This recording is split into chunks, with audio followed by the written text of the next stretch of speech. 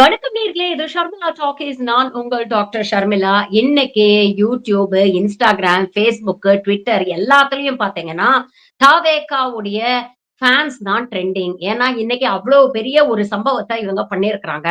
அதாவது பிரபல American YouTuber மற்றும் ஆன்லைன் ஸ்ட்ரீமர் இருக்காரு. அவர் பேரு வந்து டேரன் ஜேசன்.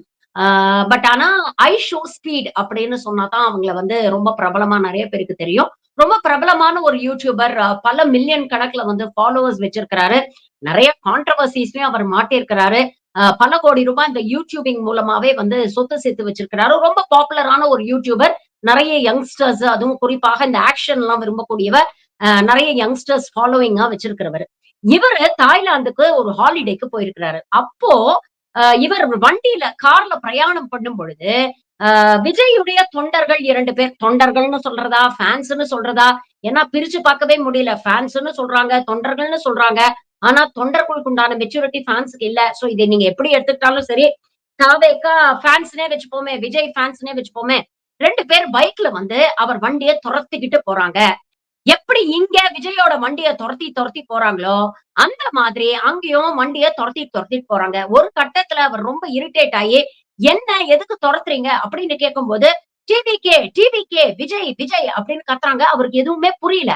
உடனே அவர் வந்து வண்டியில பக்கத்துல முன்னால வண்டி ஓட்டக்கூடிய அந்த டிரைவர திரும்பி பார்த்து, ஆங்கிலத்துல ஒரு கெட்ட வார்த்தையை பயன்படுத்தி விஜய திட்டி, "என்னத்த சொல்றாங்க?" அப்படிங்கிற மாதிரி கேட்கிறாரு. அத வந்து நம்ம பயன்படுத்தக்கூடாது. வெரி அன்பார்லிமென்டரி அப்படிங்கிறனால, நான் அந்த வார்த்தைய பயன்படுத்தல. ஆனா திட்டி கேட்கிறாரு. "என்ன சொல்ல வராங்க இவனுங்க?" அப்படிங்கிற ரேஞ்சுக்கு, "ஏன் இப்படி நம்மள இரிட்டேட் பண்றாங்க?" அப்படிங்கிற அளவுக்கு தான் அவருடைய எக்ஸ்பிரஷன்ஸ் இருக்கு. தொடர்ந்து அவர் வந்து கேட்கிறாரு. "என்ன சொல்ல வரீங்க? என்ன சொல்ல வரீங்க?" அப்படின்னு கேட்டா, ஒரு கட்டத்துல அவர் மேல ஷூவ வீசி எறியறாங்கங்க. கால்ல போட்டுருக்கிற ஷூ அவர் மேல வீசி எறியறாங்க. அவருக்கு எப்படி ரியாக்ட் பண்ணணும்னே தெரியல. ஒரு பக்கம் கோவம் வருது, ஒரு பக்கம் இரிட்டேஷன் வருது. இன்னொரு பக்கம் யார் இந்த மட சாம்பிராணிங்க? ஏன் இப்படி பண்றாங்க? அப்படிங்கிற அளவுக்கு வியப்பும் வருது. அவருக்கு எப்படி ரியாக்ட் பண்றதுன்னே தெரியல. கடைசியில கேட்கிறாரு, "யார்றா நீங்க? எதுக்குடா இவ்ளோ சத்தம் போடுறீங்க? ஏன்டா ஷூ எல்லாம் தூக்கி வீசுறீங்க?" அப்படின்னா, "Vijay, Vijay CM of India" அப்படிங்கிறாங்க. BB, what's that? Vijay, Talabadi Vijay, South India. What? South India. What the fuck is they saying? Dali Prime Minister. DK. Bro, fuck. Shit, I don't know what the fuck going on today. What y'all say? South Indian. G-Vay. Vijay, South Indian actor. இந்த CM of India அப்படிங்கிற tagline தான் இன்னைக்கு social media பூரா viral ஆயிட்டு இருக்கு. எனக்கு என்னமோ விஜய் வந்து இந்த கொள்கை எதிரி வேற, அரசியல் எதிரி வேற அப்படின்னு சொன்னார்ல. இந்த கரூர் சம்பவத்துக்கு அப்புறம் கொள்கை எதிரியும் வீழ்த்த முடியாது. அரசியல் எதிரிட்டையும் போய் சரண்டர் ஆயிட்டோம். அதனால சீஃப் மினிஸ்டர் ஆஃப் தமிழ்நாடும் ஆக முடியாது. பிரைம் மினிஸ்டர் ஆஃப் இந்தியாவும் ஆக முடியாது அப்படிங்கிறதுனால தொண்டர்கள் 2த்தையும் மிக்ஸ் பண்ணி சேர்த்து பெசஞ்ச கலவை மாதிரி சிஎம் ஆஃப் இந்தியா அப்படின்னு ஒரு புது டேர்ம காயின் பண்ணியிருக்கிறாங்க போல இருக்கு. எங்கள் தளபதி தமிழ்நாட்டுக்கு சிஎம் ஆலைனாலும் பரவாயில்ல, இந்தியாவுக்கு பிஎம் ஆலைனாலும் பரவாயில்ல. ஆனா எங்கள பொறுத்த வரைக்கும் எங்க மனசுல எப்பவுமே அவர் சிஎம் ஆஃப் இந்தியா தான் அப்படிங்கிற ரேஞ்சுக்கு இருந்தது அவங்களோட பிஹேவியர். எவ்வளவு அசிங்கப்படுத்துறீங்க? ஆ? இந்தியாவ வெளிநாடுகள்ல போய் இந்த அளவுக்கு அசிங்கப்படுத்த வேண்டிய ஒரு தேவை, ஒரு அவசியம் என்ன இருக்கு? யாருக்கு என்ன ப்ரூவ் பண்ணணும்னு நீங்க நினைக்கிறீங்க? அவன் அவ்வளவு தூரம் அசிங்கமா உங்களையும் திட்டுறான், உங்க தலைவரையும் திட்டுறான். இப்ப நாளைக்கு போய் அவன் கூகுள் பண்ணி பார்க்க மாட்டானா? யார பத்தி நீங்க பேசுனீங்கன்னு? அப்படி பேசும்பொழுது, இங்க கரூர்ல நடந்த சம்பவம் எப்படி இங்க சோசியல் மீடியால கழுவி கழுவி ஊத்துறாங்க, இதெல்லாம் அவன் பார்க்க மாட்டானா? இங்க இருக்கக்கூடிய யூடியூபர்ஸ் ஏன் உங்களால தாக்கு பிடிக்க முடியல? தினம் தினம் உங்கள கழுவி கழுவி ஊத்திட்டு இருக்காங்க. இந்த லட்சணத்துல அமெரிக்கால இருக்கக்கூடிய யூடியூபர்ட்ட தாய்லாந்துல போய் உங்க வீராவேசத்த காட்டி என்ன ப்ரூவ் பண்ண முயற்சி பண்றீங்க? தற்குறிகள்னு சொன்னா உங்களுக்கு கோபம் மட்டும் நல்லா வருது. ஆனா இது போன்ற செயல்கள்ல ஈடுபடும்போது திரும்பவும் திரும்பவும் தற்குறிகள்னு சொல்லணும்னு தானே தோணுது. இது மூலமாக நீங்க இந்தியாவ மட்டும் அசிங்கப்படுத்தல வேர்ல்டு பிளாட்ஃபார்ம்ல. வட மாநிலத்துல இருக்கக்கூடியவர்கள் சவுத் இந்தியன்ஸ பத்தி என்ன நினைச்சுப்பாங்க? தமிழர்கள்னா பகுத்தறிவு மிக்கவர்கள், அரசியல் புரிதல் உள்ளவர்கள். தொடர்ந்து 3 தேர்தலா சங்கிகள செருப்பால அடிச்சு அனுப்புறாங்க. அந்த அளவுக்கு தெளிவாக இருக்கிறாங்க. அப்படிங்கிற ஒரு ஒப்பீனியன் இருக்கு. இப்படி கிறுக்குத்தனமா பண்ணீங்கன்னா உங்களுக்கும் இந்த சங்கி கூட்டத்துக்கும் என்ன வித்தியாசம் அப்படின்னு தானே கேட்க தோணுது. அதுவும் இப்படிதானே மோடிய பார்த்தா கண்மூடித்தனமா பண்றாங்க. சரி, விஜயோட பஸ் பின்னால ஓடுனீங்க அப்படிங்கிறதுலயாவது ஏதோ ஒரு அர்த்தம் இருக்கு.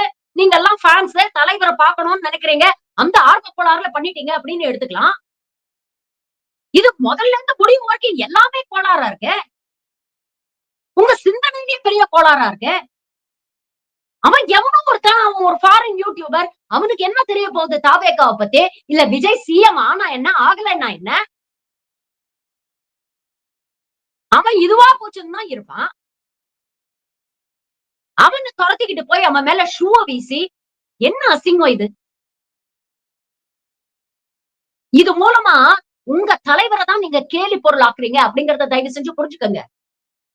உங்க தலைவர தான் நீங்க அசிங்கப்படுத்துறீங்க அப்படிங்கறத புரிஞ்சுக்கங்க. இந்த வீடியோவ உங்க தலைவர் பார்த்தா அவருடைய மனசுல என்ன ஓடும்? கொஞ்சம் யோசிச்சு பாருங்க. இந்த தற்குறிங்க நம்ம பேர ரிப்பேர் ஆக்கிடுவாங்க போல இருக்கே அப்படின்னு அவர் யோசிக்க மாட்டாரு. ஆரம்பத்துல இருந்து இதுதான் நாங்க சொல்லிட்டு வரோம். உங்க ஆர்வ கோளாறெல்லாம் கொஞ்சம் தள்ளி வச்சுட்டு ஆரோக்கியமான அரசியல் பண்ணுங்க. இன்னும் தேர்தலுக்கு 6 மாசம் தான் இருக்கு. தாவேகா தரப்புல களத்துல என்ன வேலை செஞ்சிருக்காங்க அப்படிங்கறத பத்தி யாராவது ஒருத்தர் யோசிச்சு பாத்தீங்களா? இன்னும் 6 மாசம் தான் இருக்கு. உங்க தலைவர் வீட்டுக்குள்ளேயே அடைஞ்சு கிடக்குறாரு. இன்னும் வெளியில வந்து மக்கள சந்திக்கல. 234 தொகுதி இருக்கு. இந்த 6 மாசத்துல அவ்ளோ தொகுதிகள அவரால கவர் பண்ண முடியுமா? எவ்வளவு பூத் ஏஜென்ட்ஸ் நீங்க எம்ப்ளாய் பண்ணிருக்கீங்க? அவங்களுக்கு என்ன பயிற்சி நீங்க குடுத்திருக்கீங்க? 234 தொகுதியிலயும் விஜயோடைய முகம் தான். விஜய் தான் கேண்டிடேட் அப்படின்னு மேடையில பஞ்ச் வசனம் பேசினா மட்டும் பத்தாது. 234 தொகுதிக்கும் கேண்டிடேட் ஷார்ட் லிஸ்ட் பண்ணிட்டீங்கன்னா, மினிமம் ஒவ்வொரு தொகுதிக்கும் அட்லீஸ்ட் 3 இல்ல 4 பேராவது வேணும்.